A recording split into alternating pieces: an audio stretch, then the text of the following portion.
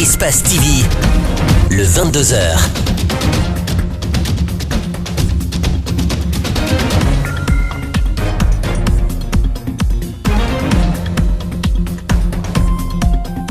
Merci mesdames et messieurs de nous être fidèles. Bienvenue à toutes et à tous le 22h. C'est tout de suite.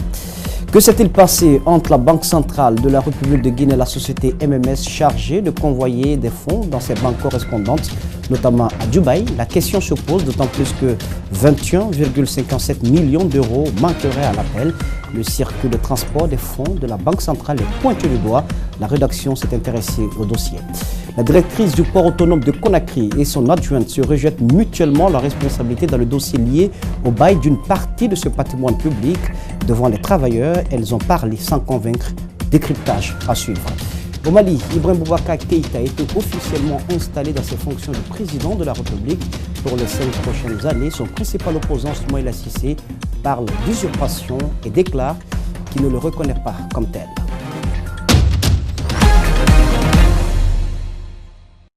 Cela fait esclandre dans la cité depuis le début de la semaine. 21 millions d'euros. Pour être plus précis, 21,57 millions d'euros manqueraient à l'appel dans les comptes correspondants de la Banque centrale à l'étranger.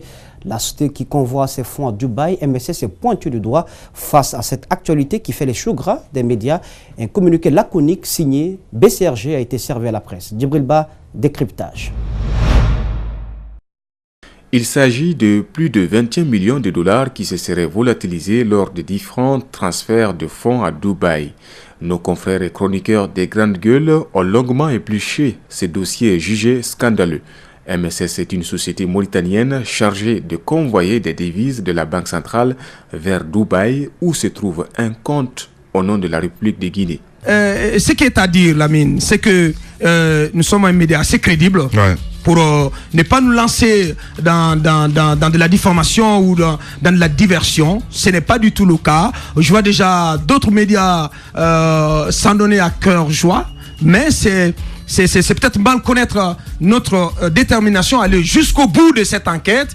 À l'origine de ce scandale, les enquêteurs Moussa Moïsila et Boubacar Diallo se posent plusieurs questions autour de MSS. Entre 2015 et 2017, pourquoi elle a été suspendue de procéder à toute opération au sein de l'institution financière? Pourquoi cette société a regagné la confiance des responsables de la banque mère? Alors pourquoi MSS a fait des dépôts au compte-gouttes? Nous n'accusons encore une fois personne, mais nous ne parlons pas dans le vide. Ces documents existent. Les gens qui sont censés répondre à ces questions également existent. Je pense qu'il faut éclairer la lanterne des citoyens au lieu de brandir des communiqués ou des grandes gueules à 2 balles. Alors, donc, voici un peu comment est-ce que tout ça s'est passé. C'est l'accumulation de ces montants qui manquent à l'appel qui donne aujourd'hui 21,57 millions d'euros. Autre révélation faite par Moussa Moïse et Aboubacar Diallo, c'est le fait que MSS réutilise l'argent détourné dans une mine d'or à Mandiana. Là encore, de nombreuses personnes seraient impliquées dans cette transaction frauduleuse. Moi, je mets, Moussa Moïse et moi, nous mettons la Banque centrale au défi. Ouais.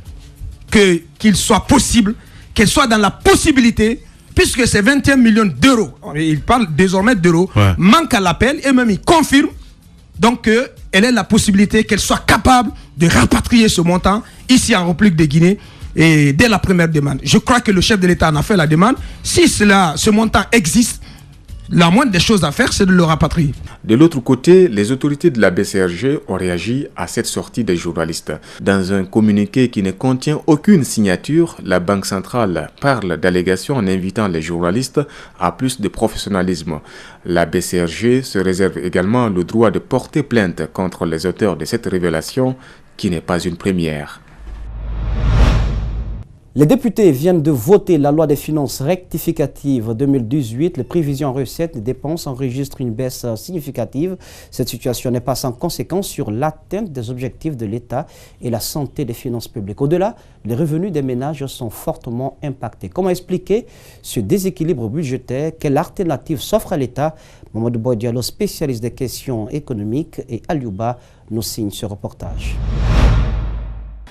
Pour l'année 2018, les recettes de l'État baissent de 10%, soit plus de 2000 milliards de gap. Même réalité aussi pour les dépenses. Elle enregistre aussi une baisse de plus de 1671 milliards de francs guinéens, selon la loi de finances rectificative adoptée par les députés. En conclusion, le budget de l'État est déficitaire. Alors, cette question, comment expliquer cette tendance à la baisse? Cet économiste apporte des précisions. Les crises politiques, la crise syndicale a connu deux phases. La première phase relative à la réévaluation des salaires, la deuxième phase relative à la hausse du prix du carburant. Donc, toutes ces crises ont eu pour conséquence un ralentissement de l'activité économique. Avec ce déficit budgétaire, l'État est obligé de revoir ses prévisions, d'où des coupes significatives dans des secteurs sensibles, notamment l'éducation ou encore les infrastructures.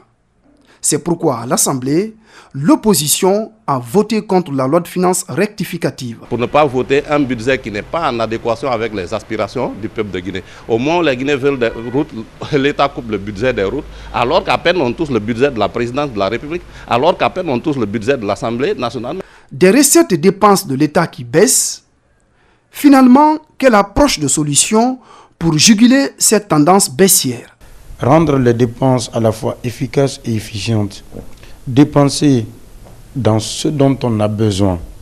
En dépit de ce déficit budgétaire, le gouvernement annonce maintenir le taux de croissance cette année à 5,8%. Alors que les dépenses d'investissement sont globalement revues à la baisse, conséquence, ce taux risque de ne pas être atteint, à moins d'un miracle du gouvernement Kassori.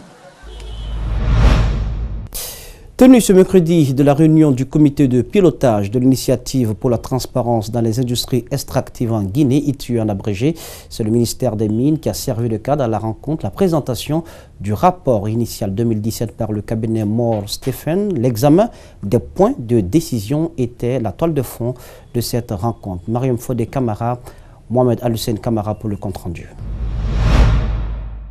Il était question pour les membres du comité d'examiner et adopter l'étude de cadre réalisée par le consultant national Moore Stephens en vue de la production du rapport ITU Guinée 2017. Toutes les activités ont été passées en revue. Au cours de ce rapport initial, on a essayé de passer en revue les marquants pour l'année 2017. Et effectivement, concernant l'activité minière, on a constaté d'après les chiffres préliminaires qu'effectivement, il y a une évolution importante, c'est-à-dire en termes de production minière, notamment concernant le bauxite, qui a permis d'ailleurs à la Guinée d'être parmi les top 3, les 3 plus grands producteurs de bauxite en 2017. Le rapport ITIE 2017 a connu une évolution. Il a enregistré de nouvelles adhésions de certaines entreprises. L'une des avancées, c'est aussi la conciliation des paiements des taxes au niveau des collectivités qui sont les victimes directes des exploitations minières. Nous savons le plus souvent, partout où on extrait les mines, il y a la pauvreté, il y a la misère. Donc nous, en tant que société civile, notre intérêt, c'est comment véritablement réconcilier les paiements locaux au niveau des collectivités qui sont impactées par l'exploitation minière et comment ces ressources-là aussi sont gérées. Des recommandations ont été faites pour amender le rapport avant sa validation, prévue dans les jours à venir. Et à recommander que l'ensemble des comités, des collectivités ayant obtenu plus de 2 milliards, n'est-ce pas, en 2017, tombent dans le rapprochement obligatoire à partir de l'année prochaine, de façon à ce que nous puissions avoir la transparence.